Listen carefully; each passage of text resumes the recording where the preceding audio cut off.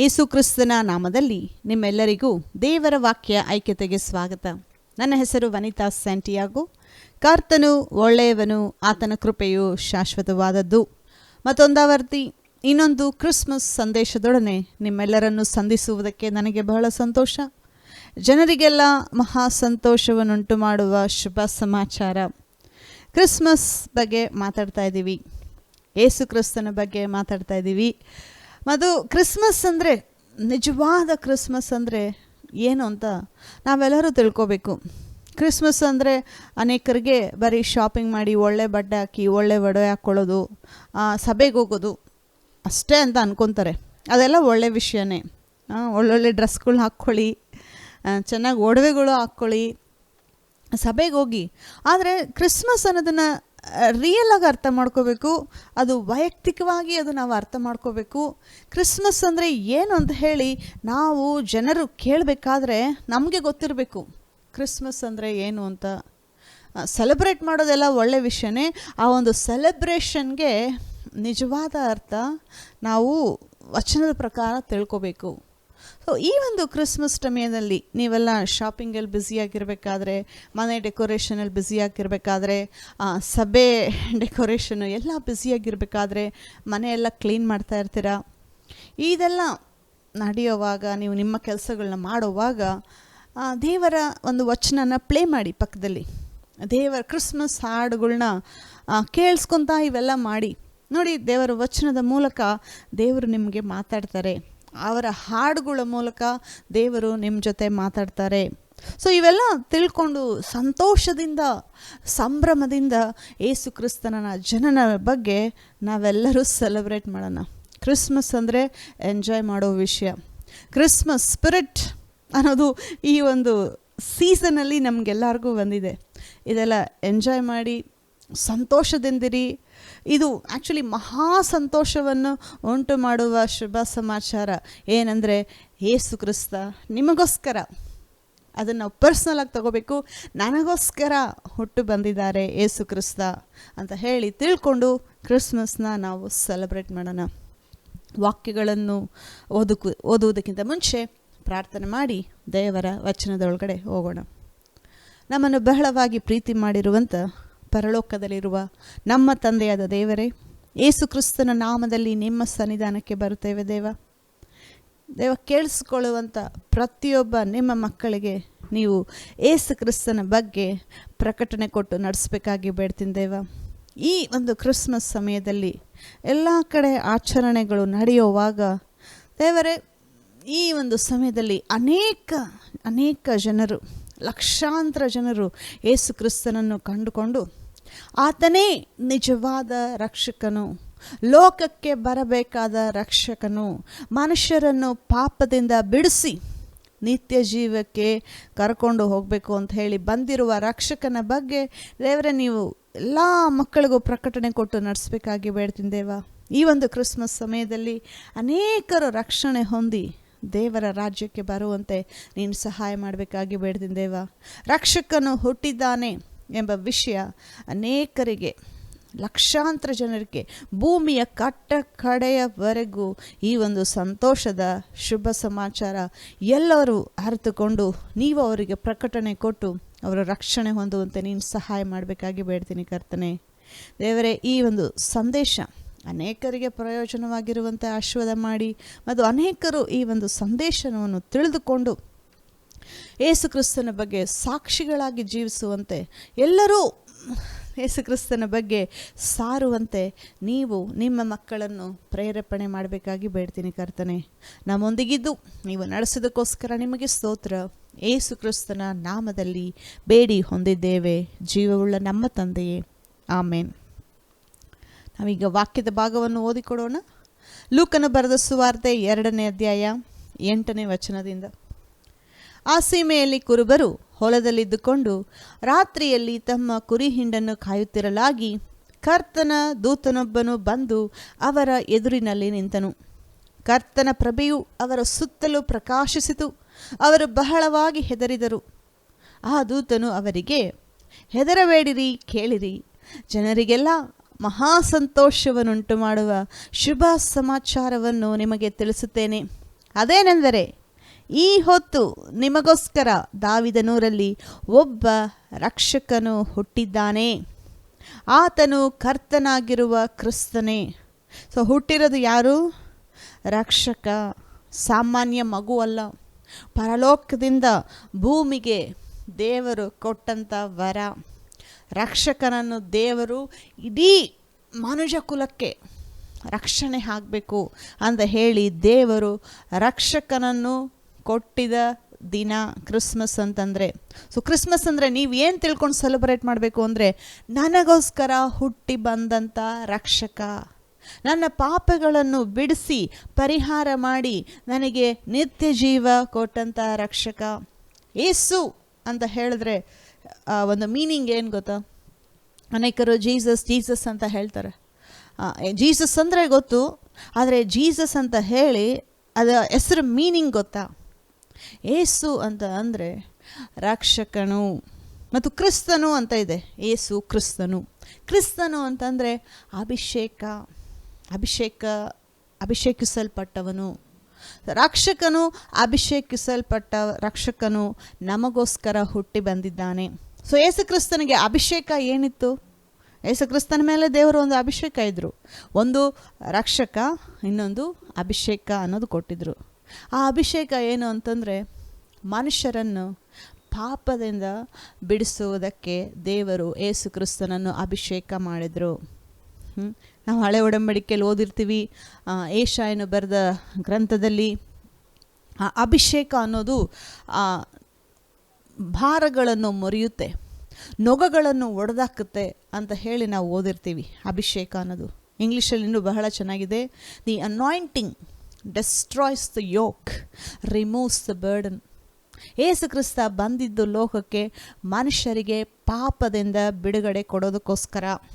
ಒಬ್ಬ ಮನುಷ್ಯ ಹೊಸದಾಗಿ ಹುಟ್ಟೋದಕ್ಕೆ ಕಾರಣ ಯಾರು ಅಂತಂದರೆ ಯೇಸು ಕ್ರಿಸ್ತ. ಒಬ್ಬ ಮನುಷ್ಯನಿಗೆ ನಿತ್ಯ ಜೀವ ಬರುತ್ತೆ ಅಂತಂದರೆ ಅದು ಯೇಸು ಕ್ರಿಸ್ತನ ಮೂಲಕ. ಈ ಯೇಸು ಕ್ರಿಸ್ತನನ್ನು ಬಿಟ್ಟರೆ ಮನುಷ್ಯನನ್ನು ಪಾಪದಿಂದ ರಕ್ಷಣೆ ಮಾಡೋದಕ್ಕೆ ಯಾರಿಗೂ ಸಾಧ್ಯವಿಲ್ಲ. ನಾನು ಸರಿ ಹೇಳಿದೆ, ಇಡೀ ಲೋಕದಲ್ಲಿರುವಂಥ ಐಶ್ವರ್ಯ ಒಬ್ಬ ಮನುಷ್ಯನ ಆತ್ಮನ ಪರಲೋಕಕ್ಕೆ ಕರ್ಕೊಂಡು ಹೋಗೋದಕ್ಕೆ ಸಾಧ್ಯನೇ ಇಲ್ಲ, ಸಾಕಾಗಲ್ಲ. ಒಂದು ಆತ್ಮ ಎಷ್ಟು ವ್ಯಾಲ್ಯೂಯಬಲು ದೇವ್ರಿಗೆ ಅಂತಂದರೆ, ಇಡೀ ಲೋಕ, ಎಲ್ಲ ಜಗತ್ತು, ಪ್ರಪಂಚ ಒಂದು ಕಡೆ ಇಟ್ಟು ಒಂದು ಆತ್ಮ ಈ ಕಡೆ ಇದ್ದರೆ ಒಂದು ಆತ್ಮನೇ ದೇವರ ಸನ್ನಿಧಾನದಲ್ಲಿ ಹೆಚ್ಚು. ದೇವರು ಮನುಷ್ಯನಿಗೆ ಅಷ್ಟು ವ್ಯಾಲ್ಯೂ ಕೊಡ್ತಾರೆ. ಅದಕ್ಕೆ ಮನುಷ್ಯನನ್ನು ಪಾಪದಿಂದ ಬಿಡಿಸೋದಕ್ಕೋಸ್ಕರ, ಮನುಷ್ಯನನ್ನು ನರಕದಿಂದ ನಿತ್ಯಕ್ಕೂ ತಪ್ಪಿಸುವುದಕ್ಕೋಸ್ಕರ ಸ್ವತಃ ದೇವರೇ ಮನುಷ್ಯನಾಗಿ ಲೋಕದಲ್ಲಿ ಇಳಿದು ಬಂದಿದ್ದಾರೆ. ಸೊ ಇದು ಎಲ್ಲದಕ್ಕಿಂತ ಸಂತೋಷವನ್ನು ಉಂಟು ಮಾಡುವ ಶುಭ ಸಮಾಚಾರ. ನಾವು ಕಾಲೇಜಿಗೆ ಹೋಗ್ಬೇಕಾದ್ರೆ ನಮ್ಮ ಚರ್ಚಲ್ಲಿ ಕ್ಯಾರಲ್ ಸಿಂಗಿಂಗ್ ಅಂತ ಹೇಳಿ ಹಾಡಾಡೋದಕ್ಕೆ ಹೋಗ್ತಾಯಿದ್ವಿ. ಆವಾಗ ನನಗೆ ಅಷ್ಟು ಗೊತ್ತಿಲ್ಲ ಇದ್ರ ಬಗ್ಗೆ ಎಲ್ಲ. ಸೊ ಯಾವ್ಯಾವ ಮನೇಲಿ ಕ್ಯಾರಲ್ ಸಿಂಗಿಂಗು ಹಾಡಾಡೋದಕ್ಕೆ ಹೋಗ್ತಾಯಿದ್ವೋ ಈ ಒಂದು ವಚನ ಕೋಟ್ ಮಾಡಿ ಎಷ್ಟು ಸಾರಿ ಹೇಳಿದ್ದೀವಿ ಅಂದರೆ, ಈ ವಚನ ಬೈಬಲ್ಲೇ ನೋಡ್ದಿರಾ ಓದ್ತಾಯಿದ್ವಿ.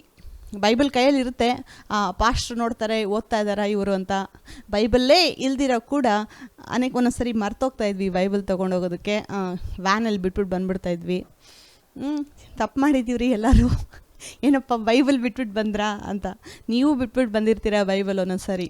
ಸೊ ಬೈ ಮಿಸ್ಟೇಕ್ ಆ ರೀತಿ ಆಗುವಾಗ ಏನು ಮಾಡೋದು, ಕಣ್ಮುಚ್ಕೊಂಡು ಈ ಒಂದು ಫ್ರೇಸ್ನ ಹೇಳ್ತಾಯಿದ್ವಿ. ಆ ಸೀಮೆಯಲ್ಲಿ ಕುರುಬರು ಹೊಲದಲ್ಲಿದ್ದುಕೊಂಡು ನಿಮಗೋಸ್ಕರ ಒಬ್ಬ ರಕ್ಷಕನು ಹುಟ್ಟಿದ್ದಾನೆ. ರಾತ್ರಿಯಲ್ಲೇ ಮಾಡ್ತಾಯಿದ್ವಿ ಕ್ಯಾರಲ್ಸು. ಯಾಕೆಂದರೆ ಈ ದೂತ ಬಂದು ಅವ್ರಿಗೆ ಶುಭ ಸಮಾಚಾರ ಕೊಟ್ಟಿದ್ದು ಯಾವಾಗ ಅಂದರೆ ರಾತ್ರಿಯಲ್ಲೇ. ಸೊ ಇದಕ್ಕೆ ಬೇಕು ಅಂತ ಕ್ಯಾರಲ್ ಸಿಂಗಿಂಗ್ ಏನು ಮಾಡ್ತಾರೆ, ನೈಟಲ್ಲೇ ಹೋಗೋದು ಕ್ಯಾರಲ್ ಸಿಂಗಿಂಗು. ಡೇ ಟೈಮಲ್ಲಿ ಬರಲ್ಲ ಅಲ್ವಾ ಯಾರು ಕ್ಯಾರಲ್ ಸಿಂಗಿಂಗೆ, ನೈಟೇ ಮಾಡೋದು. ಈ ಒಂದು ವಚನನ ಆಧಾರವಾಗಿ ಇಟ್ಕೊಂಡು ಕ್ಯಾರಲ್ ಸಿಂಗಿಂಗ್ ಹೋಗಿ ಎಲ್ಲ ಮನೆಗೂ ಹೇಳ್ತಾರೆ, ನಿಮಗೋಸ್ಕರ ಒಬ್ಬ ರಕ್ಷಕನು ಹುಟ್ಟಿದ್ದಾನೆ, ನಿಮಗೋಸ್ಕರ ಒಬ್ಬ ರಕ್ಷಕನು ಹುಟ್ಟಿದ್ದಾನೆ. ಏನಂದರೆ ಕ್ರೈಸ್ತರಿಗೆ ನೆನಪು ಮಾಡೋದು, ನಿಮಗೋಸ್ಕರ ಹುಟ್ಟು ಬಂದಿದ್ದಾರೆ ಯೇಸು ಕ್ರಿಸ್ತ. ಪ್ರತಿಯೊಂದೊಂದು ಮನೆಗೂ ಹೋಗಿ ಈ ಒಂದು ಹಾಡಾಡಿ ರಕ್ಷಕನು ಹುಟ್ಟಿದನು ಅಂತ ಹೇಳ್ತೀವಿ. ಯಾಕಂದರೆ ಪ್ರತಿಯೊಬ್ಬ ಮನುಷ್ಯನಿಗೂ ನಾವು ಅರಿವು ತಗೊಳ್ಬರೋವಂಥದ್ದು. ಯೇಸು ಕ್ರಿಸ್ತ ನನಗೋಸ್ಕರ ಹುಟ್ಟು ಬಂದಿದ್ದಾರೆ ಅಂತ. ಇವಾಗ ನೋಡಿ, ಅನೇಕ ಸಾರಿ ನಾವು ಬಿಲೀವರ್ಸ್ ಆಗಿ ರಕ್ಷಣೆ ಹೊಂದಿದ್ದೀವಿ, ಹೊಸದಾಗಿ ಹುಟ್ಟಿದ್ದೀವಿ, ಆಯಿತು ಆಲ್ರೆಡಿ ಮುಗಿದೋಯ್ತು. ಆ ಒಂದು ರಕ್ಷಣೆ ಅನ್ನೋ ಎಕ್ಸೈಟ್ಮೆಂಟು ರಕ್ಷಣೆ ಹೊಂದಾದ್ಮೇಲೆ ಅದು ಕಳೆದೋಗುತ್ತೆ ಒಂದೊಂದು ಸರಿ. ರಕ್ಷಣೆ ಅನ್ನೋದು ಆನಂದ ತೊಗೊಂಡು ಬರೋವಂಥ ವಿಷಯ, ಮಹಾ ಸಂತೋಷ ತೊಗೊಂಡು ಬರೋ ವಿಷಯ. ಸೊ ನಿಮ್ಮ ಲೈಫಲ್ಲಿ ಏನೇ ಕಷ್ಟ ಇದ್ರೂ ನೀವು ರಕ್ಷಣೆ ಹೊಂದಿದ್ದೀರಾ, ನೀವು ನಿತ್ಯ ಜೀವಕ್ಕೆ ಬಾಧ್ಯರು, ದೇವರ ನಿತ್ಯ ಜೀವ ಬಾಧ್ಯರ ಪಟ್ಟಿಯಲ್ಲಿ ನಿಮ್ಮ ಹೆಸರು ಬರೆದಿದೆ ಅಂತಂದರೆ ಎಲ್ಲದಕ್ಕಿಂತ ಸಂತೋಷ ಪಡುವಂಥ ವಿಷಯ. ನಿಮ್ಮ ಪಾಪಗಳು ಕ್ಷಮಿಸಲ್ಪಟ್ಟಿದ್ದೇವೆ ಅಂತಂದರೆ ನೀವು ಆಶೀರ್ವಾದ ಹೊಂದಿರೋ ಜನ. ದಾವಿದ ಮಾತಾಡ್ತಾನೆ ಕೀರ್ತನೆಯಲ್ಲಿ, ಯಾವ ಮನುಷ್ಯನ ಪಾಪವು ಕ್ಷಮಿಸಲ್ಪಟ್ಟಿದಾನೋ ಅವನು ಧನ್ಯನು ಅಂತ ಇದೆ. ಕನ್ನಡದಲ್ಲಿ ಅದು ಧನ್ಯನು ಅಂತ ಇದೆ, ಇಂಗ್ಲೀಷಲ್ಲಿ ಅದು ಓದಬೇಕಾದ್ರೆ ಆಶೀರ್ವಾದ ಅಂತ ಇದೆ. ಯಾವನ ಪಾಪ ಕ್ಷಮಿಸಲ್ಪಟ್ಟಿದೆಯೋ ಅವನು ಆಶೀರ್ವಾದ ಹೊಂದಿದವನು. ಸೊ ನಿಮ್ಮ ಪಾಪ ಯೇಸು ಕ್ರಿಸ್ತನ ರಕ್ತದ ಮೂಲಕ ತೊಳೆಯಲ್ಪಟ್ಟಿದೆ. ನೀವು ಆಶೀರ್ವಾದ ಹೊಂದಿರೋ ಜನಾಂಗ, ಆಶೀರ್ವಾದದ ಕೆಳಗಡೆ ಇರುವಂಥ ಜನ. ಯೇಸು ಕ್ರಿಸ್ತನ ಮೂಲಕ, ಯೇಸು ಕ್ರಿಸ್ತನ ಹೆಸರಲ್ಲಿ ಮಾತ್ರ ರಕ್ಷಣೆ ಇದೆ, ಬೇರೆ ಯಾವುದರಲ್ಲೂ ರಕ್ಷಣೆ ಇಲ್ಲ. ಸೊ ನೀವೆಲ್ಲದಕ್ಕಿಂತ ಸಂತೋಷ ಪಡುವಂಥ ವಿಷಯ ಯಾವುದು ಅಂತಂದರೆ ನೀವು ರಕ್ಷಣೆ ಹೊಂದಿರೋದು. ಎಲ್ಲದಕ್ಕಿಂತ ದೊಡ್ಡ ಅದ್ಭುತ ಯಾವುದು ಅಂತಂದರೆ ನಿಮ್ಮ ಜೀವನದಲ್ಲಿ ನೀವು ಹೊಸದಾಗಿ ಹುಟ್ಟು ಬಂದಿರೋದು. ಅನೇಕರಿಗಿದು ಹೊಸದಾಗಿ ಹುಟ್ಟು ಬಂದಿರೋದು ಅದು ಹೇಗೆ ಎಲ್ಲದಕ್ಕಿಂತ ದೊಡ್ಡ ಅದ್ಭುತ ಅಂತ ಹೇಳ್ತಾರೆ. ಬೈಬಲಲ್ಲಿ ಯೇಸು ಕ್ರಿಸ್ತನೇ ಅದನ್ನು ಹೇಳಿದ್ದಾರೆ. ಎಲ್ಲಿ ಹೇಳಿದ್ದಾರೆ? ನಾನು ಓದಿಲ್ಲ ಬೈಬಲಲ್ಲೆಲ್ಲೂ. ಎಲ್ಲಿ ಹೇಳಿದ್ದಾರೆ ಯೇಸು ಕ್ರಿಸ್ತ ರಕ್ಷಣೆ ಅನ್ನೋದು ಎಲ್ಲ ಬೇರೆ ಎಲ್ಲದಕ್ಕಿಂತ ಇಂಪಾರ್ಟೆಂಟು, ಅದ್ಭುತಗಳಿಗಿಂತ, ಸೂಚಕ ಕಾರ್ಯಗಳಿಗಿಂತ ಇದು ಇಂಪಾರ್ಟೆಂಟು ಅಂತ ಹೇಳಿ ಕೇಳ್ಬೋದು. ಒಂದು ವಚನ ತೋರಿಸ್ತೀನಿ. ಯೋಹಾನನ ಬರೆದ ಸುವಾರ್ತೆ 3ನೇ ಅಧ್ಯಾಯ 1ನೇ ವಚನದಿಂದ ಕೆಲವು ವಚನ ಇಲ್ಲಿ ಓದಿಕೊಡೋಣ. ಫರಿಸಾಯರಲ್ಲಿ ಯಹೂದ್ಯರ ಹಿರೀ ಸಭೆಯವನಾದ ನಿಕೋದೇಮನೆಂಬ ಒಬ್ಬ ಮನುಷ್ಯನಿದ್ದನು. ಅವನು ರಾತ್ರಿಯಲ್ಲಿ ಯೇಸುವಿನ ಬಳಿಗೆ ಬಂದು ಆತನಿಗೆ, ಗುರುವೇ, ನೀನು ದೇವರ ಕಡೆಯಿಂದ ಬಂದ ಬೋಧಕನೆಂದು ಬಲ್ಲೆವು. ನೀನು ಮಾಡುವಂಥ ಈ ಸೂಚಕ ಕಾರ್ಯಗಳನ್ನು ದೇವರ ಸಹಾಯವಿಲ್ಲದೆ ಮಾಡುವುದು ಯಾರಿಂದಲೂ ಆಗದು ಎಂದು ಹೇಳಿದನು. ನಿಕೋದೇಮ ಬಂದ್ಬಿಟ್ಟು ಒಬ್ಬ ಫರಿಸಾಯ. ಅದು ಅಲ್ದಿರ ಈ ಒಂದು ಯಹೂದ್ಯರಲ್ಲಿ ಹಿರೀ ಸಭೆಯ ಲೀಡರು ಆತನು. ಇನ್ನೂ ಹೇಳಬೇಕಂದ್ರೆ ಮಾಸ್ಟರ್ ಇನ್ ಇಸ್ರಾಯೇಲ್, ಬೋಧನೆ ಮಾಡುವಂಥ ಒಬ್ಬ ಗುರು ಈತನು ಕೂಡ ಹಿರೀ ಸಭೆಯಲ್ಲಿ. ಸೊ ಇವನು ಬಂದು ಯೇಸು ಕ್ರಿಸ್ತನನ್ನು ರಾತ್ರಿ ಟೈಮಲ್ಲಿ ಮೀಟ್ ಮಾಡೋಕ್ಕೆ ಬರ್ತಾ ಇದ್ದಾನೆ.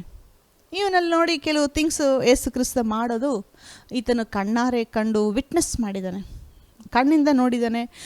ನೋಡಿ ಯೇಸು ಕ್ರಿಸ್ತ ಕುರುಡರಿಗೆ ಕಣ್ಣು ಕೊಟ್ಟರು, ಕಾಲಿಲ್ದವ್ರಿಗೆ ಕಾಲು ಕೊಟ್ಟರು ದೇವರು ಯೇಸು ಕ್ರಿಸ್ತ. ಅದ್ಭುತ ಕಾರ್ಯಗಳು. ಸತ್ತವರೊಳಗಿಂದ ಕೆಲವ್ರನ್ನ ಎಬ್ಬರಿಸಿದ್ರು, ಕೆಲವ್ರು ಸತ್ತೋಗಿದ್ರು ಮತ್ತೆ ಜೀವದಿಂದ ಎಬ್ಬರಿಸಿದ್ರು ಯೇಸು ಕ್ರಿಸ್ತ.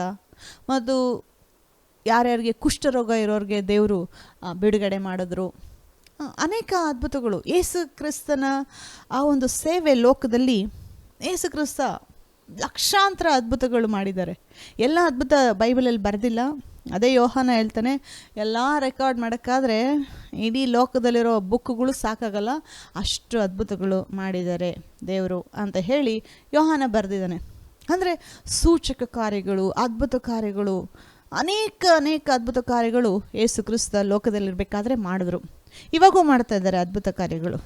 ಇವಾಗ ನೋಡಿ, ಯೇಸು ಕ್ರಿಸ್ತ ಲೋಕದಲ್ಲಿ ಇರಬೇಕಾದ್ರೆ ಮಾತ್ರ ಮಾಡಿದ್ರು. ಅದಾದಮೇಲೆ ಬರೀ ಅಪೊಸ್ತಲರಿಗೆ ಮಾತ್ರ ಹೇಳಿದ್ರು ಅದ್ಭುತ ಕಾರ್ಯಗಳು, ಅದಾದಮೇಲೆ ನಿಂತೋಯ್ತು ಅಂತ ಹೇಳ್ತಾರೆ. ಇಲ್ಲ, ದೇವರು ಅದ್ಭುತ ಕಾರ್ಯಗಳನ್ನು ಮಾಡೋದು ಇವತ್ತವರೆಗೂ ನಿಲ್ಲಿಸಿಲ್ಲ. ಆ ದಿನದಲ್ಲಿ ಮಾಡಿದಂಥ ಅದ್ಭುತಗಳು ದೇವರು ಈ ದಿನ ಸಹ ಮಾಡ್ತಾರೆ. ಇವಾಗೂ ಕೂಡ ದೇವರು ಕಣ್ಣಿಲ್ದವ್ರಿಗೆ ಕಣ್ಣು ಕೊಡ್ತಾರೆ. ಯಾರ್ಯಾರಿಗೆ ಅನಾರೋಗ್ಯದಿಂದ ತೊಂದರೆ ಇದೆಯೋ, ಹಾರ್ಟ್ ಪ್ರಾಬ್ಲಮ್ ಇರೋರಿಗೆ ಹಾರ್ಟ್ ದೇವರು ಗುಣಪಡಿಸ್ತಾರೆ. ಮತ್ತು ಸಕ್ಕರೆ ಕಾಯಿಲೆ ಇದ್ದರೆ ಅದನ್ನು ದೇವರು ಗುಣಪಡಿಸ್ತಾರೆ. ನೀವು ನಂಬೇಕಷ್ಟೇ ದೇವ್ರನ್ನ ಗುಣಪಡಿಸ್ತಾರೆ ಅಂತ. ನಿಮ್ಮ ನಂಬಿಕೆ ಪ್ರಕಾರ ನಿಮಗಾಗುತ್ತೆ. ಸೊ ದೇವರು ಅದ್ಭುತಗಳನ್ನ ಮಾಡೋದು ನಿಲ್ಲಿಸಿಲ್ಲ, ಇನ್ನು ಮುಂದಕ್ಕೂ ನಿಲ್ಲಿಸಲ್ಲ. ಒಂದು ವೇಳೆ ದೇವರು ನಿಲ್ಲಿಸ್ಬೇಕು ಅಂತಂದರೆ ಆತನು ಬದಲಾದ ಅಂತ ಹೇಳಿ ಅರ್ಥ. ಆದರೆ ನಮ್ಮ ದೇವರು ಯಾರಂದರೆ ಬದಲಾಗೋದೇ ಇಲ್ಲ. ಆ ದಿನ ಮಾಡಿದ ಅದ್ಭುತಗಳು ಈ ದಿನ ಕೂಡ ಮಾಡ್ತಾರೆ, ಇವಾಗ ಮಾಡೋ ದೇವರು ಮುಂದಕ್ಕೂ ಮಾಡ್ತಾರೆ. ಯಾಕೆಂದರೆ ಅದ್ಭುತಗಳು ಮಾಡ್ತಾ ಇರೋದು ಅದೇ ದೇವರು. ನಾವು ಯಾರು ಬೇರೆ ದೇವ್ರನ್ನ ಆರಾಧನೆ ಮಾಡ್ತಾ ಇಲ್ವಾ, ಒಂದೇ ದೇವ್ರನ್ನ ನಾವು ಆರಾಧನೆ ಮಾಡ್ತಾ ಇರೋದು. ಈ ನಿಕೋದೇಮ ಯೇಸು ಕ್ರಿಸ್ತ ಮಾಡಿರೋ ಅದ್ಭುತಗಳನ್ನ ನೋಡಿ ಆಶ್ಚರ್ಯಪಟ್ಟು, ಅವರು ಬೇರೆ ಯಾರ ಜೊತೆನೂ ಬಂದಿಲ್ಲ, ಆತ ಒಬ್ಬನೇ ಬಂದಿದ್ದಾನೆ ಇಲ್ಲಿ ಯೇಸು ಕ್ರಿಸ್ತನ ಮೀಟ್ ಮಾಡೋಕ್ಕೆ. ಪರ್ಸ್ನಲಾಗಿ ಕೆಲವು ವಿಷಯಗಳನ್ನ ಮಾತಾಡೋಕ್ಕೆ ಯೇಸು ಕ್ರಿಸ್ತನ ಹತ್ರ ಬಂದಿಲ್ಲಿ ಮಾತಾಡ್ತಾ ಇದ್ದಾನೆ. ಗುರುವೇ, ನೀನು ದೇವರಿಂದ ಬಂದಂಥ ಬೋಧಕ ಅಂತ ಹೇಳಿ ಯೇಸು ಕ್ರಿಸ್ತನಿಗೆ ಒಂದು ರೆಸ್ಪೆಕ್ಟ್, ಮರ್ಯಾದೆ ಕೊಟ್ಟು ಮಾತಾಡ್ತಾ ಇದ್ದಾನೆ. ಈತನು ಫರಿಸಾಯ ಆದರೂ ಒಳ್ಳೆಯ ಫರಿಸಾಯ ಈತನಲ್ಲಿ ಕಪಟವಿಲ್ಲ. ನೋಡಿ, ಫರಿಸಾಯರಿಗೂ ಯೇಸು ಕ್ರಿಸ್ತ ಅದ್ಭುತ ಮಾಡಿದ್ರು, ಕೆಲವರು ಅದಕ್ಕೆ ವಿರೋಧವಾಗಿ ಮಾತಾಡಿದ್ರು, ಒಪ್ಕೊಂಡಿಲ್ಲ. ಗೊತ್ತು ಇವರಿಗೆಲ್ಲ ಈತನ ಮೆಸ್ಸಯ್ಯ ಅಭಿಷೇಕ ಹೊಂದಿದ್ದಾನೆ ಅಂತ ಹೇಳಿ. ಆದರೆ ಇವನು ಆ ರೀತಿ ಇಲ್ಲ. ಓಕೆ, ಒಳ್ಳೆ ಫರಿಸಾಯ. ಯೇಸು ಕ್ರಿಸ್ತನ ಗುರುವೇ ಅಂತ ಕರೆಯೋದು ನಾರ್ಮಲಿ ಫರಿಸಾಯರು ಅದು ಮಾಡಲ್ಲ. ಆದರೆ ನೋಡಿ, ಈತನು ಮಾಡ್ತಾ ಇದ್ದಾನೆ. ಗುರುವೇ ಅಂತ ಹೇಳಿ ಯೇಸು ಕ್ರಿಸ್ತನಿಗೆ ಒಂದು ರೆಸ್ಪೆಕ್ಟ್ ಕೊಡ್ತಾ ಇದ್ದಾನೆ, ಮರ್ಯಾದೆ ಕೊಡ್ತಾ ಇದ್ದಾನೆ. ದೇವರು ನಿನ್ನ ಜೊತೆ ಇದ್ದಾರೆ, ಅದಕ್ಕೆ ನೀನು ಇಷ್ಟು ಸೂಚಕ ಕಾರ್ಯಗಳನ್ನ ಮಾಡ್ತಾ ಇದೀಯಾ. ದೇವರಿಲ್ದಿರ ಇದು ಮಾಡೋದಕ್ಕೆ ಸಾಧ್ಯ ಇಲ್ಲ. ಸೂಚಕ ಕಾರ್ಯಗಳು ನೋಡಿ ದೇವರೇ ಮಾಡೋದು. ಸೊ ಇವನು ಸೂಚಕ ಕಾರ್ಯಗಳಲ್ಲಿ ಇಂಟ್ರೆಸ್ಟ್ ಆಗಿದ್ದಾನೆ. ಯಾರು? ನಿಕೋದೇಮ. ಯೇಸು ಕ್ರಿಸ್ತ ಸೂಚಕ ಕಾರ್ಯಗಳನ್ನ ಇಲ್ಲಿ ಎಕ್ಸ್ಪ್ಲೇನ್ ಮಾಡ್ಬೋದಾಗಿತ್ತು. ನಾನು ಅಭಿಷೇಕ ಹೊಂದಿದ್ದೀನಿ, ನಾನು ಸೂಚಕ ಕಾರ್ಯಗಳನ್ನ ದೇವರು ನನ್ನ ಮೂಲಕ ಮಾಡ್ತಾ ಇದ್ದಾರೆ ಅಂತ ಹೇಳಿ ಒಳ್ಳೆ ಅಂಡರ್ಸ್ಟ್ಯಾಂಡಿಂಗ್ ಕೊಡ್ಬೋದಾಗಿತ್ತು. ಸೂಚಕ ಕಾರ್ಯಗಳ ಬಗ್ಗೆ ನಿಕೋದೇಮ ಹತ್ರ ಯೇಸು ಕ್ರಿಸ್ತ ಮಾತಾಡ್ಬೋದಾಗಿತ್ತು. ಸೂಚಕ ಕಾರ್ಯಗಳೆಲ್ಲ ಇದ್ದಾವೆ, ಅದಕ್ಕೆ ಆ ಪ್ಲೇಸ್ ಇದೆ. ಇವಾಗೂ ಅದ್ಭುತ ಮಾಡ್ತಾರೆ ದೇವರು, ಹಣಕಾಸಿನ ಅದ್ಭುತಗಳು ಮಾಡ್ತಾರೆ ದೇವರು, ಆರೋಗ್ಯ ವಿಷಯದಲ್ಲಿ ಅದ್ಭುತಗಳು ಮಾಡ್ತಾರೆ ದೇವರು. ಅದ್ಭುತಗಳ ದೇವರು ನಾವು ಆರಾಧನೆ ಮಾಡೋದು. ಆದರೆ ಯೇಸು ಕ್ರಿಸ್ತ ಈ ಒಂದು ಕ್ವಶನ್ ಕೇಳಬೇಕಾದ್ರೆ ಯೇಸು ಕ್ರಿಸ್ತ ಏನು ರೆಸ್ಪಾಂಡ್ ಮಾಡಿದ್ರು ಆತನಿಗೆ ಅಂತ ಹೇಳೋದನ್ನು ನೀವು ನೋಟಿಸ್ ಮಾಡಿದ್ದೀರಾ? ಇದನ್ನು ಸೂಚಕ ಕಾರ್ಯಗಳ ಬಗ್ಗೆ, ಆ ಒಂದು ಟಾಪಿಕ್ ಬಗ್ಗೆ ತಗೊಂಡು ಬಂದು ಮಾತಾಡೋಣ ಅಂತ ಹೇಳಿ ನಿಕೋದೇಮ ಬಂದಿದ್ದು. ಯೇಸು ಕ್ರಿಸ್ತ ಏನು ಮಾತಾಡ್ತಾ ಇದ್ದಾರೆ ನೋಡಿ ಅಲ್ಲಿ. ಅದಕ್ಕೆ ಯೇಸು, ನಾನು ನಿನಗೆ ನಿಜವಾಗಿ ಹೇಳುತ್ತೇನೆ, ಒಬ್ಬನು ಹೊಸದಾಗಿ ಹುಟ್ಟದಿದ್ದರೆ ಅವನು ದೇವರ ರಾಜ್ಯವನ್ನು ಕಾಣಲಾರನು ಅಂದನು. ನಿಕೋದೇಮ ಆತನನ್ನು, ಮನುಷ್ಯನು ಮುದುಕನಾದ ಮೇಲೆ ಹುಟ್ಟುವುದು ಹೇಗೆ? ಅವನು ತನ್ನ ತಾಯಿಯ ಗರ್ಭದಲ್ಲಿ ತಿರುಗಿ ಸೇರಿ ಹುಟ್ಟಲಾದೀತೆ ಎಂದು ಕೇಳಿದ್ದಕ್ಕೆ, ಅದಕ್ಕೆ ಯೇಸು, ನಾನು ನಿಜವಾಗಿ ಹೇಳುತ್ತೇನೆ, ಒಬ್ಬನು ನೀರಿನಿಂದಲೂ ಆತ್ಮದಿಂದಲೂ ಹುಟ್ಟದಿದ್ದರೆ ದೇವರ ರಾಜ್ಯಕ್ಕೆ ಸೇರಲಾರನು. ಅಂದರೆ ಯೇಸು ಕ್ರಿಸ್ತ ಇಲ್ಲಿ ಹೊಸದಾಗಿ ಹುಟ್ಟೋದ್ರ ಬಗ್ಗೆ ಮಾತಾಡ್ತಾ ಇದ್ದಾರೆ. ಸತ್ತು ಹೋಗಿರೋ ಆ ಒಂದು ಆತ್ಮ ಹೊಸದಾಗಿ ಹುಟ್ಟಬೇಕು ಅಂತ ಹೇಳಿ ರಕ್ಷಣೆ ಬಗ್ಗೆ ಇಲ್ಲಿ ಯೇಸು ಕ್ರಿಸ್ತ ಮಾತಾಡ್ತಾ ಇರೋದು. ಹೊಸದಾಗಿ ಹುಟ್ಟೋದು ಅಂದರೆ ಅನೇಕರಿಗೆ ನಮಗೆಲ್ಲ ಗೊತ್ತಿರೋ ಒಂದು ವಿಷಯ. ನಾವು ಪಾಪಿಗಳಾಗಿದ್ದೆವು, ಪಾಪಕ್ಕೆ ಸತ್ತೆವು. ಅದಾದಮೇಲೆ ಯೇಸು ಕ್ರಿಸ್ತ ನಮ್ಮ ಪಾಪಕ್ಕೆ ಪರಿಹಾರ ಮಾಡಿ ನಮಗೆ ರಕ್ಷಣೆ ಕೊಟ್ಟಿದ್ದಾನೆ ಅಂತ ಹೇಳಿ ನಾವು ನಂಬಿ ಇವಾಗ ನಾವೆಲ್ಲ ಹೊಸದಾಗಿ ಹುಟ್ಟಿದ್ದೀವಿ. ನಾನು ಏನು ಹೇಳ್ತಾ ಇದ್ದೀನಿ ಅಂತಂದರೆ, ಹೊಸದಾಗಿ ಹುಟ್ಟೋದು ಅಂತ ಹೇಳೋದು ಎಲ್ಲ ಅದ್ಭುತಗಳಿಗಿಂತ ಇದು ದೊಡ್ಡ ಅದ್ಭುತ, ದ ಗ್ರೇಟೆಸ್ಟ್ ಮಿರಾಕಲ್. ಏನಪ್ಪ, ನನ್ನ ಜೀವನದಲ್ಲಿ ಬಹಳವಾಗಿ ಅದ್ಭುತವಾಗಿರುವಂಥ ವಿಷಯ ನನ್ನ ಜೀವನದಲ್ಲಿ ನಡೆದಿದೆ ಅಂತ ಕ್ರೈಸ್ತರು ಹೇಳಬೇಕಾದ್ರೆ, 10 ಲಕ್ಷ ಲಾಟ್ರಿ ಹೊಡಿತು, 10 ಕೋಟಿ ಪ್ರಾಫಿಟ್ ಬಂತು ನನ್ನ ಬಿಸ್ನೆಸ್ಸಲ್ಲಿ, ಇನ್ನೇನೋ ಸತ್ತೋಗ್ಬೇಕಾಗಿತ್ತು ಆದರೆ ಬದುಕ್ಬಿಟ್ಟೆ. ಇದೆಲ್ಲ ಒಳ್ಳೆ ವಿಷಯನೇ. ಹಣಕಾಸಿನ ವಿಷಯದಲ್ಲಿ ದೇವರು ಅದ್ಭುತ ಮಾಡಿದ್ದಾರೆ, ಆರೋಗ್ಯ ವಿಷಯದಲ್ಲಿ ದೇವರು ಅದ್ಭುತ ಮಾಡಿದ್ದಾರೆ, ಇವೆಲ್ಲವೂ ಒಳ್ಳೆ ವಿಷಯನೇ. ನಾನು ಯಾವುದು ಕೆಳಗಡೆ ಹಾಕಿ ಮಾತಾಡ್ತಾ ಇಲ್ಲ. ಆದರೆ ಅದಕ್ಕಿಂತ ದೊಡ್ಡ ಅದ್ಭುತ ಯಾವುದು ಗೊತ್ತಾ? ನಿಮ್ಮ ಜೀವನದಲ್ಲಿ ನಡೆದಿರೋದು ಎಕ್ಸೈಟ್ ಆಗಬೇಕಾಗಿರೋ ವಿಷಯ ನೀವು ಯಾವುದು ಗೊತ್ತಾ? ನಾನು ರಕ್ಷಣೆ ಹೊಂದಿದ್ದೀನಿ ಅನ್ನೋದು. ಯೇಸು ಕ್ರಿಸ್ತ ಸೂಚಕ ಕಾರ್ಯಗಳಲ್ಲಿ ಇರಲಪ್ಪ, ನಾನು ಮಾಡ್ತೀನಿ, ಆದರೆ ಅದಕ್ಕಿಂತ ಇಂಪಾರ್ಟೆಂಟ್ ಏನು ಬೇಕು ಅಂದರೆ ನೀನು ಹೊಸದಾಗಿ ಹುಟ್ಟಬೇಕು. ನೀನು ಹೊಸದಾಗಿ ಹುಟ್ಟಿಲ್ಲ ಅಂತಂದರೆ ದೇವರ ರಾಜ್ಯಕ್ಕೆ ನೀನು ಸೇರಲಾಗುವುದಿಲ್ಲ. ನೀನು ಅದ್ಭುತ ಕಾರ್ಯಗಳು ದೇವರು ಮಾಡೋದು ಏನಕ್ಕೆ ಅಂತಂದರೆ ಮನುಷ್ಯರು ದೇವರನ್ನ ಹುಡ್ಕೊಂಡು ಬರಲಿ ಅಂತ ಹೇಳಿ ದೇವರು ಅದ್ಭುತ ಮಾಡೋದು. ಅದು ಒನ್ ಆಫ್ ದ ರೀಸನ್ಸು. ಅದೇ ಕಾರಣಕ್ಕೆ ಅಂತ ಹೇಳಲ್ಲ, ದೇವರು ಒಂದು ಕಾರಣ ಏನಕ್ಕೆ ಅಂತ ಅದ್ಭುತ ಮಾಡೋದು ಅಂತಂದರೆ, ಆ ಅದ್ಭುತಗಳನ್ನ ನೋಡಿ ಅನೇಕರು ದೇವರ ಹತ್ರ ಬರ್ತಾರೆ. ದೇವರ ಹತ್ರ ಬರಬೇಕಾದ್ರೆ ಆಮೇಲೆ ರಕ್ಷಣೆ ಬಗ್ಗೆ ಟೀಚ್ ಮಾಡ್ತಾರೆ. ನೋಡಿ, ನಾವು ಹಳೆ ಒಡಂಬಡಿಕೆಯಲ್ಲಿ ಕೂಡ ಪರಲೋಕದ ತಂದೆ ಸೀನಾಯಿ ಬೆಟ್ಟದ ಮೇಲೆ ಇಳಿದು ಬರುವಾಗ ಒಂದು ಹಸಿ ಗಿಡ ಹೊಗೆಯಲ್ಲಿ ಬೆಂಕಿಯಲ್ಲಿ ಉರಿತಾ ಇದೆ. ಆ ಬೆಂಕಿ ಉರಿದ್ರೂ ಆ ಒಂದು ಹಸಿ ಗಿಡ ಬೆಂಕಿಯಲ್ಲಿ ಬೆಂದೋಗ್ತಾ ಇಲ್ಲ. ಅದು ಸ್ವಾಭಾವಿಕವಾಗಿ ನಡೆಯುವಂಥ ವಿಷಯ ಅಲ್ಲ. ಅದೊಂದು ಅದ್ಭುತ. ಏನಪ್ಪ, ಗಿಡ ಬೆಂಕಿ ಹಚ್ಕೊಂಡಿದೆ, ಆದರೆ ಗಿಡ ಸುಟ್ಟೋಗ್ತಾ ಇಲ್ಲ, ಗಿಡ ಸುಟ್ಟಿ ಬೂದಿ ಆಗ್ತಾ ಇಲ್ಲ. ಅದೇ ಥರ ಹಸಿರಾಗೇ ಇದೆ, ಆದರೆ ಸುತ್ತು ಬೆಂಕಿ ಇದೆ.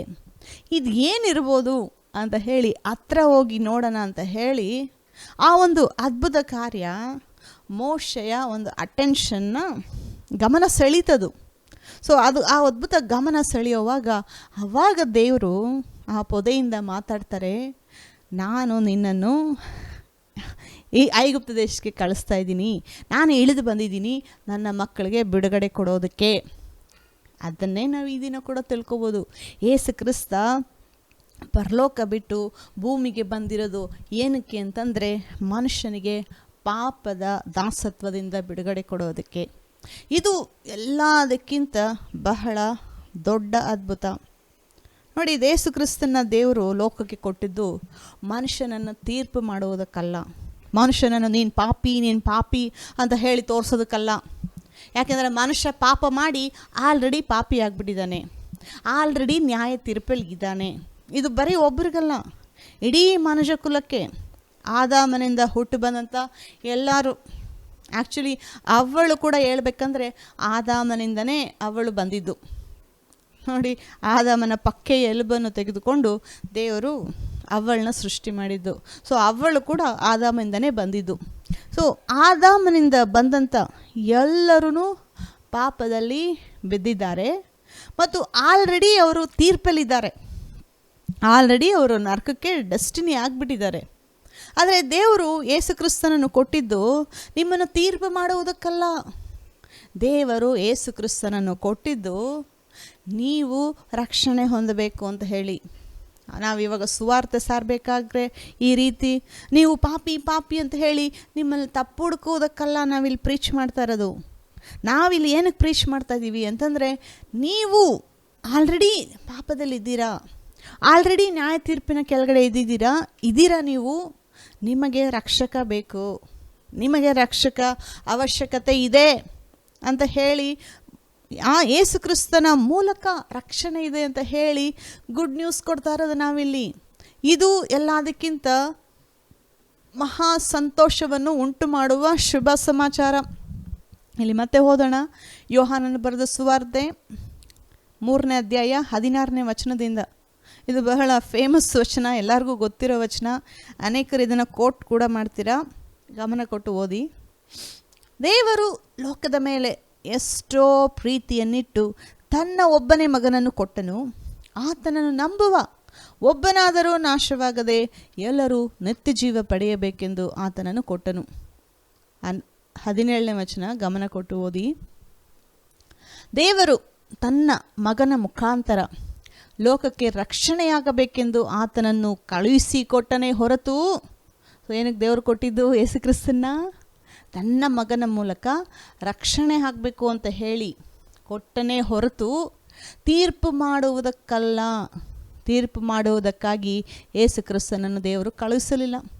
ನೋಡಿ, ಯೇಸು ಕ್ರಿಸ್ತ ಲೋಕಕ್ಕೆ ಬರಬೇಕಾದ್ರೆ, ಅಂದರೆ ಶಾರೀರಿಕವಾಗಿ ಪರಲೋಕ ಬಿಟ್ಟು ಭೂಮಿಯಲ್ಲಿ ಮನುಷ್ಯನಾಗಿ ಬರಬೇಕಾದ್ರೆ ಯೇಸು ಕ್ರಿಸ್ತ ಮೆಸ್ಸಿಯನಾಗಿ ಬಂದಿದ್ದು, ಮನುಷ್ಯನಿಗೆ ಬಿಡುಗಡೆ ಕೊಡೋದಕ್ಕೋಸ್ಕರ ಬಂದಿದ್ದು, ಮನುಷ್ಯನನ್ನು ಪಾಪದಿಂದ ವಿಮೋಚಿಸುವುದಕ್ಕೆ ಬಂದಿದ್ದು, ತೀರ್ಪು ಮಾಡೋದಕ್ಕೆಲ್ಲ ಬಂದಿಲ್ಲ ಯೇಸು ಕ್ರಿಸ್ತ. ಆ ಮನುಷ್ಯನಾಗಿ ತೀರ್ಪು ಮುಂದೆ ಆಮೇಲೆ ಮಾಡ್ತಾರೆ ರಾಜನಾಗಿ, ಅದು ನೆಕ್ಸ್ಟ್ ಮುಂದೆ ನಡೆಯೋದು. ಆದರೆ ನೋಡಿ, ಯೇಸು ಕ್ರಿಸ್ತ ತೀರ್ಪು ಮಾಡಬೇಕಾದ್ರೆ ಮುಂದಕ್ಕೆ ಮಾಡೋದು ಯೇಸು ಕ್ರಿಸ್ತ ನ್ಯಾಯ ತೀರ್ಪು ಎಲ್ಲರಿಗೂ. ಅದಕ್ಕಿಂತ ಮುಂಚೆ ಎಲ್ಲರಿಗೂ ಇವಾಗೊಂದು ಅವಕಾಶ ಇದೆ.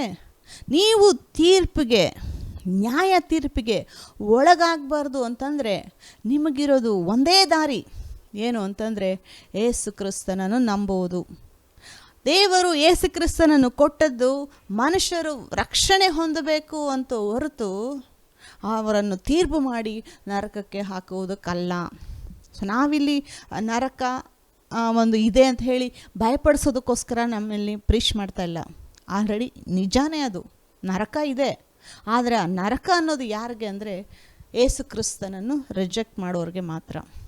ಯೇಸು ಕ್ರಿಸ್ತನನ್ನು ನಂಬಿ ರಕ್ಷಕನನ್ನಾಗಿ ಒಪ್ಪಿಕೊಳ್ಳುವಾಗ ಅವರಿಗೆ ನ್ಯಾಯ ತೀರ್ಪು ಇಲ್ಲವೇ ಇಲ್ಲ.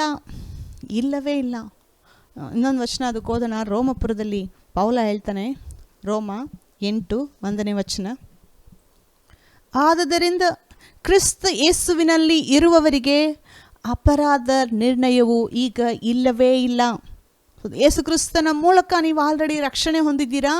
ನಿಮಗೆ ಇವಾಗ ಅಪರಾಧ ನಿರ್ಣಯವು ಇಲ್ಲವೇ ಇಲ್ಲ. ಅದು ಆ್ಯಕ್ಚುಲಿ ಎಲ್ಲರಿಗೂ ಅಲ್ಲ, ಯೇಸು ಕ್ರಿಸ್ತನನ್ನು ನಂಬಿರುವವರಿಗೆ ಮಾತ್ರ. ನಾನು ಹೋದ್ವಾರ ಇನ್ನೊಂದು ವಚನ ಕೋಟ್ ಮಾಡಿ ಹೇಳಿದೆ, ತೀತನು ಬರೆದ ಆ ಒಂದು ಪತ್ರಿಕೆಯಲ್ಲಿ, ದೇವರ ಮಹಾಕೃಪೆ ಎಲ್ಲ ಮನುಷ್ಯರಿಗೂ ರಕ್ಷಣೆ ಅನ್ನೋದನ್ನು ಪ್ರಕಟ ಮಾಡಿ ಬಿಟ್ಟಿದ್ದಾರೆ. ಅಂದರೆ ನೋಡಿ, ಯೇಸು ಕ್ರಿಸ್ತ ಇಡೀ ಲೋಕಕ್ಕೆ ಪ್ರಕಟವಾಗಿದ್ದಾರೆ. ಎಲ್ಲರಿಗೂ ಗೊತ್ತು ಯೇಸು ಕ್ರಿಸ್ತ ಯಾರು ಅಂತ. ಆದರೆ ಅವ್ರ ಕನ್ಕ್ಲೂಷನ್ ಏನಂದರೆ, ಎಲ್ಲರ ಥರ ಅದು ಒಂದು ದೇವರು ಅಂತಾರೆ. ಒಂದೇ ದೇವರು ಅಂತ ಹೇಳಿ ಒಪ್ಕೊತಾ ಇಲ್ಲ. ನೀವು ದೇವರು ಅಂತೀರ, ನಾವು ದೇವರು ಅಂತೀವಿ, ಎಲ್ಲರ ಥರ ಅದೊಂದು ದೇವರು ಅಂತ. ಅಂದರೆ ಯೇಸು ಕ್ರಿಸ್ತನ ಬಗ್ಗೆ ಕೇಳಿಸ್ಕೊಂಡಿದ್ದಾರೆ. ಯೇಸು ಕ್ರಿಸ್ತನ ಬಗ್ಗೆ ಕೇಳಿಸ್ಕೊಂಡಾದ್ಮೇಲೂ ನಾನು ಬೇಡ ಅಂತ ಹೇಳಿ ರಿಜೆಕ್ಟ್ ಮಾಡೋವಾಗೆ ಆವಾಗಲೇ ಅವರಿಗೆ ನ್ಯಾಯ ತೀರ್ಪಾಗೋದು. ಅದು ನ್ಯಾಯ ತೀರ್ಪು. ನೀವೇನೋ ಪಾಪಿಗಳಾಗಿರೋದ್ರಿಂದ ನರಕಕ್ಕೆ ಹೋಗೋದಿಲ್ಲ. ನೀವು ಯೇಸು ಕ್ರಿಸ್ತನನ್ನು ರಿಜೆಕ್ಟ್ ಮಾಡೋದ್ರಿಂದ ದೇವರು ಮನುಷ್ಯರನ್ನು ನರಕಕ್ಕೆ ನ್ಯಾಯ ತೀರ್ಪು ಮಾಡಬೇಕು. ಯಾಕೆಂದರೆ ಪಾಪ ಅನ್ನೋದು ಪ್ರಾಯಶ್ಚಿತ್ತ ಆಗಲೇಬೇಕು, ಪಾಪ ಅನ್ನೋದು ಬಿಡುಗಡೆ ಆಗಲೇಬೇಕು. ಆದರೆ ಆ ಬಿಡುಗಡೆ ಇರೋದು ಯೇಸು ಕ್ರಿಸ್ತನಲ್ಲಿ ಮಾತ್ರ. ನಮ್ಗೆ ನೋಡಿ, ದೇವರು ಎಲ್ಲದಕ್ಕಿಂತ ದೊಡ್ಡ ಭಾರ, ದೊಡ್ಡ ಕಮ್ಯಾಂಡ್ಮೆಂಟ್ ನಾವು 3 ಥಿಂಗ್ಸ್ ಇಲ್ಲಿ ನಾವು ನೋಡ್ತಾ ಇದ್ದೀವಿ. ಒಂದು, ಎಲ್ಲದಕ್ಕಿಂತ ದೊಡ್ಡ ಅದ್ಭುತ ಏನು ಅಂತಂದರೆ, ಯೇಸು ಕ್ರಿಸ್ತ ಪರಲೋಕ ಬಿಟ್ಟು ಭೂಮಿಗೆ ಮನುಷ್ಯನಾಗಿ ಬಂದಿದ್ದು. ಅದಾದಮೇಲೆ ಇನ್ನೊಂದು ಅದ್ಭುತ, ಪುನರುತ್ಥಾನ ಹೊಂದಿದ್ದು. ಅದಕ್ಕಿಂತ ನೆಕ್ಸ್ಟ್ ಅದ್ಭುತ ಬರೋದು ಯಾವುದು ಅಂತಂದರೆ ಮನುಷ್ಯ ರಕ್ಷಣೆ ಹೊಂದೋದು. ಸೊ ಇದು ಬಹಳ ವ್ಯಾಲ್ಯೂಯಬಲ್ ವಿಷಯ, ಮೈಟಿ ಇಂಪಾರ್ಟೆಂಟ್ ಇವೆಲ್ಲ. ಯೇಸು ಕ್ರಿಸ್ತ ಕನ್ಯೆ ಮರಿಯಳಲ್ಲಿ ಹುಟ್ಟು ಬಂದದ್ದು ಮತ್ತು ಯೇಸು ಕ್ರಿಸ್ತ ಪುನರುತ್ಥಾನ ಹೊಂದಿದ್ದು, ಆದ್ದರಿಂದ ಸಭೆ ಅನ್ನೋದು ಹುಟ್ಟು ಬಂದಿದ್ದು, ಯೇಸು ಕ್ರಿಸ್ತನ ಮೂಲಕ ರಕ್ಷಣೆ ಅಂತ ಬಂದಿದ್ದು, ಇದೆಲ್ಲದಕ್ಕಿಂತ ಅತಿ ದೊಡ್ಡ ವಿಷಯ ಅಂತಲೇ ಇಟ್ಕೊಳ್ಳಿ. ಇದಕ್ಕಿಂತ ಬೇರೆ ಯಾವುದು ದೊಡ್ಡದಿಲ್ಲ. ಮನುಷ್ಯನ ಆತ್ಮ ರಕ್ಷಣೆ ಹೊಂದಿ ದೇವರ ರಾಜ್ಯದಲ್ಲಿ ಬರೋದು. ಒಬ್ಬನು ಹೊಸದಾಗಿ ಹುಟ್ಟಲಿಲ್ಲ ಅಂತಂದರೆ ದೇವರ ರಾಜ್ಯವನ್ನು ನೋಡೋದಕ್ಕೆ ಸಾಧ್ಯವೇ ಇಲ್ಲ ಅಂತ ಹೇಳಿ ಯೇಸು ಕ್ರಿಸ್ತ ಹೇಳ್ತಾ ಇದ್ದಾರೆ. ಮತ್ತು ಮಗನು ನಿಮ್ಮನ್ನು ಬಿಡುಗಡೆ ಮಾಡಿದರೆ ನಿಮಗೆ ಬಿಡುಗಡೆ ಆಗುತ್ತೆ. ಮಗ ಯಾರು ಅಂತಂದರೆ ಯೇಸು ಕ್ರಿಸ್ತ.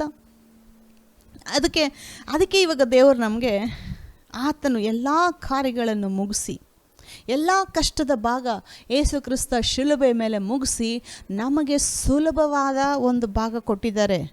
ಏನಂದರೆ ಆತನನ್ನು ನಂಬೋದು. ಬರೀ ನಂಬೋದ್ರ ಮೂಲಕ ರಕ್ಷಣೆ ಆಗುತ್ತಾ? ನಾನು ಎಷ್ಟು ತಪ್ಪು ಮಾಡಿದ್ದೀನಿ, ನನಗೆ ದೇವರು ಪರಲೋಕ ಕೊಡ್ತಾರಾ ಅಂತ ಹೇಳಿ ಕೇಳ್ಬೋದು. ಇಷ್ಟು ಸುಲಭನಾ ರಕ್ಷಣೆ ಹೊಂದೋದು? ನೋಡಿ, ಅನೇಕರು ಲಕ್ಷಾಂತರಗಟ್ಟಲೆ ಖರ್ಚು ಮಾಡಿ ಮೋಕ್ಷ ಹೊಂದಬೇಕು ಅಂತ ಹೇಳಿ ಎಲ್ಲೆಲ್ಲೋ ಟ್ರಾವೆಲ್ ಮಾಡ್ಕೊಂಡು ಹೋಗ್ತಾರೆ, ಎಷ್ಟೆಷ್ಟೋ ಖರ್ಚು ಮಾಡ್ತಾರೆ. ಅಯ್ಯೋ, ನಾನು ಬದುಕಿ ಸತ್ತಾದ್ಮೇಲೆ ನಾನು ಸ್ವರ್ಗಕ್ಕೆ ಹೋಗಬೇಕು ಅಂತ ಹೇಳಿ ಏನೇನೋ ಈ ಒಂದು ಭೂಮಿ ಮೇಲೆ ರಕ್ಷಣೆನ ಕೊಂಡ್ಕೊಂಬಿಡೋಣ ಅಂತ ಹೇಳಿ ಏನೇನೋ ಪ್ರಯಾಸ ಪಡ್ತಾರೆ. ಅದೆಲ್ಲ ವ್ಯರ್ಥ. ಏಕೆಂದರೆ ನೋಡಿ, ದುಡ್ಡು ಇಲ್ಲದೆ ಇರೋರು, ಬಡವರು, ರೋಡ್ ಸೈಡಲ್ಲಿರೋರು ಅವ್ರು ಹೆಂಗೆ ರಕ್ಷಣೆ ಕೊಂಡ್ಕೊಳ್ಳೋಕ್ಕಾಗುತ್ತೆ? ಹಂಗಂದರೆ ದೇವರು ದುಡ್ಡಿರೋರಿಗೆ ಮಾತ್ರ ರಕ್ಷಣೆ ಕೊಡ್ತಾರೆ, ಬಡವನ ಹತ್ರ ರಕ್ಷಣೆ ಇಲ್ವಾ ಆತನಿಗೆ?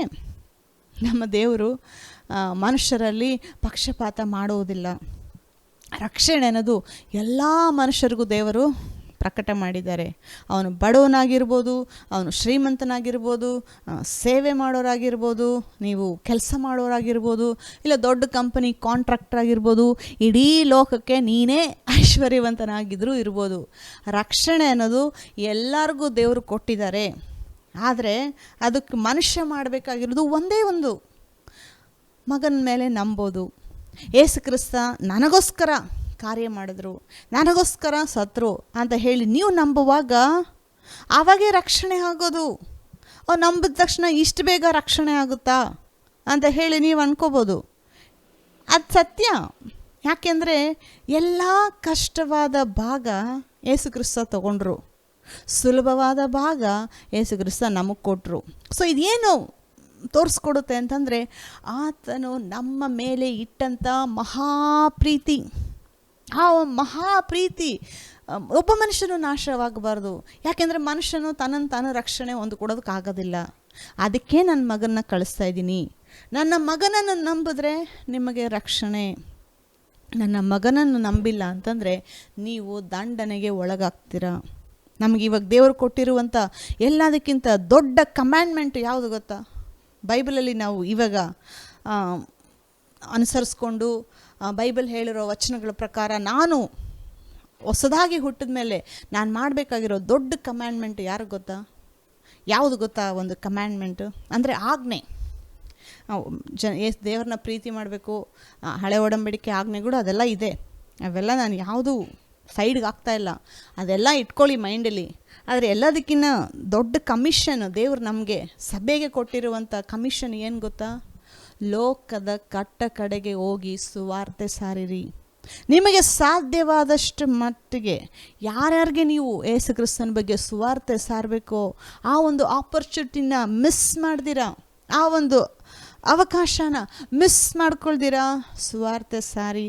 ಯಾಕೆ ಅಂದರೆ ಮನುಷ್ಯ ರಕ್ಷಣೆ ಹೊಂದೋದು ಬಹಳ ಇಂಪಾರ್ಟೆಂಟು.